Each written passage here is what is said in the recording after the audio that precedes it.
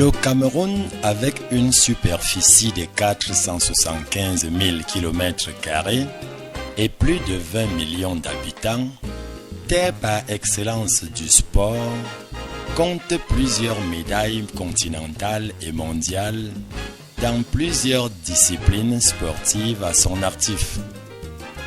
Parmi les disciplines sportives en question et qui font honneur au Cameroun, figurent en bonne place les arts martiaux et autres sports de combat.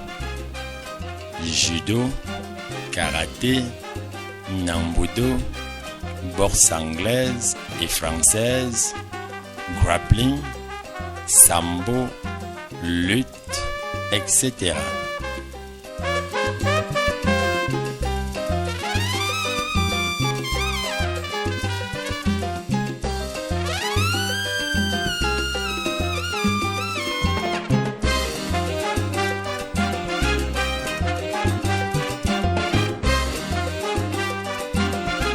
Une grosse tâche vient ternir ce palmarès pourtant reluisant, à savoir le recul de la morale et de l'éthique dans la pratique de ces arts martiaux devenus disciplines sportives.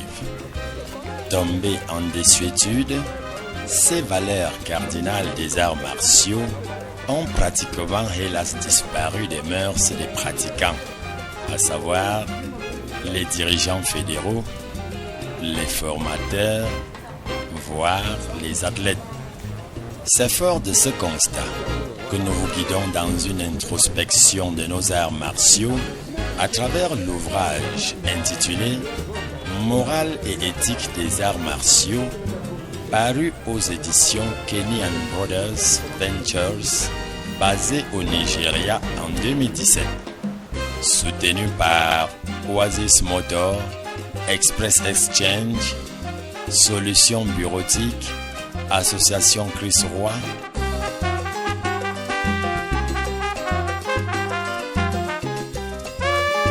Monsieur Wakam Siméon, Maître Jean-Marie Noirot, pour ne citer que cela. La perception des arts martiaux par le public camerounais a évolué au fil du temps.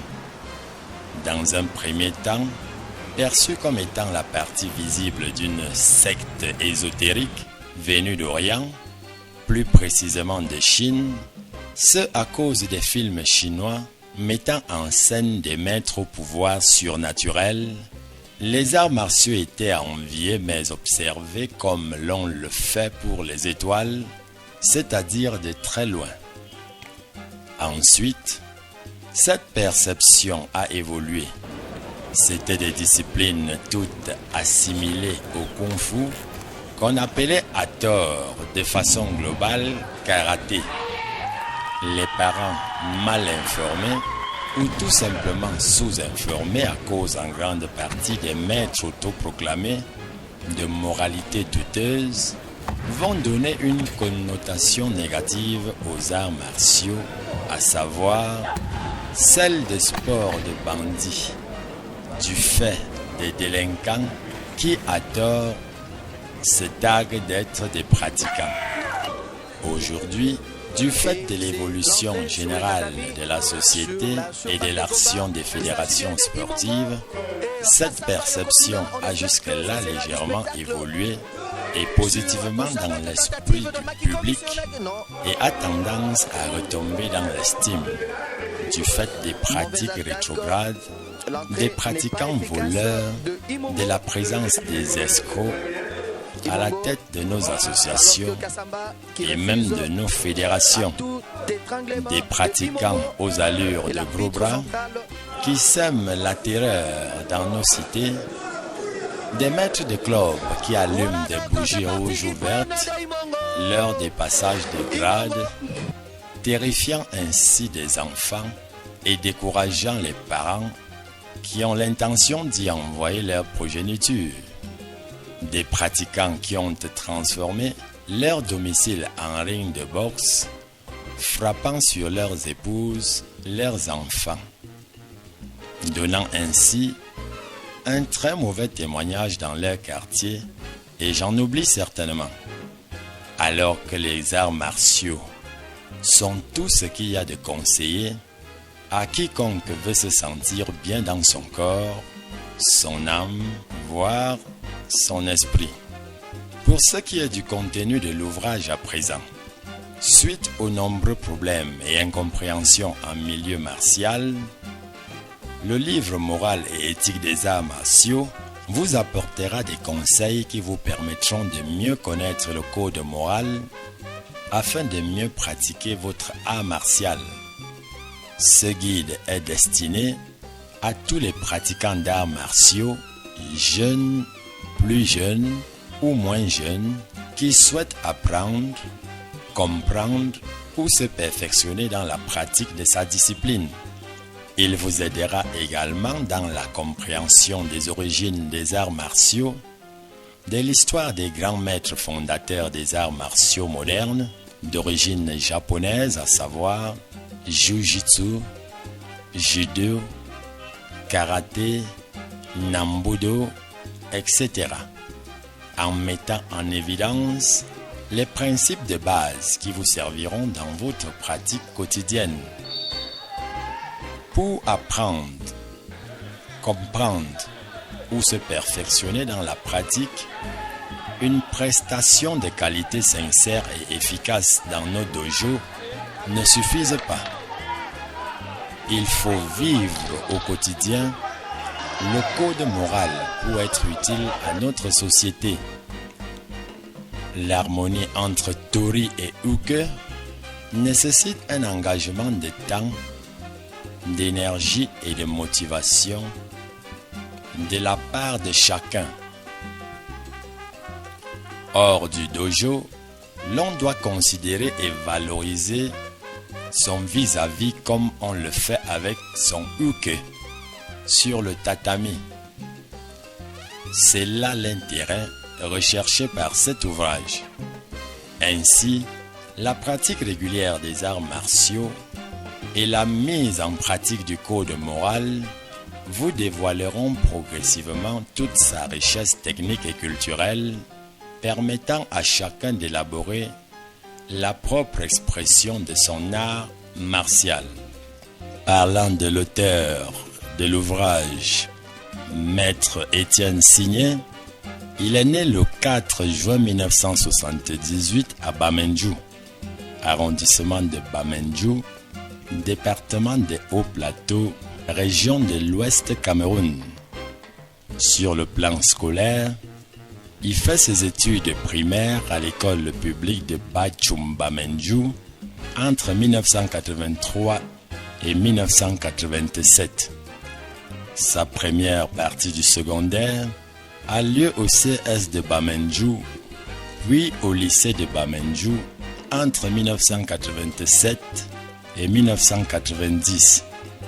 De 1992 à 1993, il fréquente le collège privé Tankamandré de Bachum Bamendjou, où il obtient son BPC. Son second cycle du second degré le renvoie au lycée technique de Bafoussam, Canada, de 1994 à 1997, où il sort nanti d'un baccalauréat en maintenance audiovisuelle MAV. Sur le plan sportif à présent, Étienne Signé pratique la boxe anglaise de 1996 à 2002. Il fait dans le full contact de 2002 à 2003. Il débute en 2004 dans le judo, président Bushido, judo club de la gendarmerie de Bafoussam. En 2009, il débute véritablement avec son sport de prédilection, le Jiu-Jitsu. En novembre 2011, il obtient avec brio sa première ceinture noire, premier dans Jiu-Jitsu, en tant que président de la Ligue régionale de Jiu-Jitsu de l'Ouest et du Nord-Ouest Cameroun, poste qu'il occupe jusqu'à ce jour d'ailleurs. Il a ouvert le club Olympia Jiu-Jitsu à la Légion de gendarmerie de Bafoussam. C'était en 2011. En août 2012, il obtient la ceinture noire première dan de judo, étant conseiller du club Kodokan Karaté à la même légion de gendarmerie de Bafoussam. En mars 2015, Maître Étienne Signé obtient sa ceinture noire deuxième dan de Jiu-Jitsu. En juin 2016, il obtient également sa ceinture noire deuxième dan en judo. En mars 2017, il est alors auréolé de sa première ceinture noire troisième dan Jiu-Jitsu après le stage international à Yaoundé animé par l'expert allemand Jürgen Schercher, 9e dan Jiu-Jitsu traditionnel. Il ne s'agit donc point d'un étranger dans le domaine des arts martiaux et sports de combat, ainsi que dans les activités socio-professionnelles. Maître Étienne Signé est un homme qui s'essaye dans plusieurs autres domaines.